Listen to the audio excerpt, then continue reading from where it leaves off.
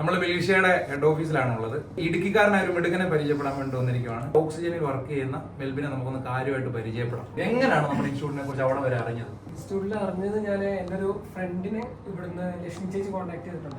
അപ്പോൾ ഫ്രണ്ട് പറഞ്ഞിട്ടാണ് അറിയുന്നത്.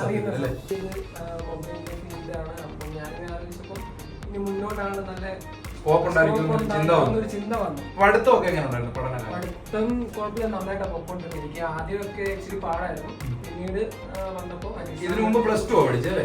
പ്ലസ് ടു ഏത് ബ്രാഞ്ച്? Plus two commerce. അതുകൊണ്ടാണ് ഇലക്ട്രോണിക്സിലേക്ക് വന്നപ്പോൾ എന്നാലും പഠിച്ചെടുക്കാൻ പറ്റും. പ്രാക്ടിക്കൽ ഒക്കെ ഉണ്ടായിരുന്നു. പ്രാക്ടിക്കലൊക്കെ ഹരി സാർ നന്നായിട്ട് പറഞ്ഞ് മനസ്സിലാക്കി തന്നു. ഫോണൊക്കെ ഉപയോഗിച്ചാണോ പഠിപ്പിച്ചത്? ഈ ഫീൽഡിൽ വന്നു കഴിഞ്ഞതിന് ശേഷം ഈ മേഖല ജോലിയെ കുറിച്ചിട്ട് എന്താണ് അഭിപ്രായം? ജോലിയെ കുറിച്ച് ഹാർഡ് വർക്ക് എടുക്കാൻ തയ്യാറാണെന്നുണ്ടെങ്കിൽ മറ്റു മേഖലകളിലെ പോലെ ഒത്തിരി കഷ്ടപ്പാടില്ല, എന്നാലും മൈൻഡ് നമ്മള് നന്നായിട്ട് കോൺസെൻട്രേറ്റ് ചെയ്ത് നമ്മൾ ഈ വർക്ക് ചെയ്യുവാണെങ്കിൽ ഇച്ചിരി മെനക്കേടുണ്ട്.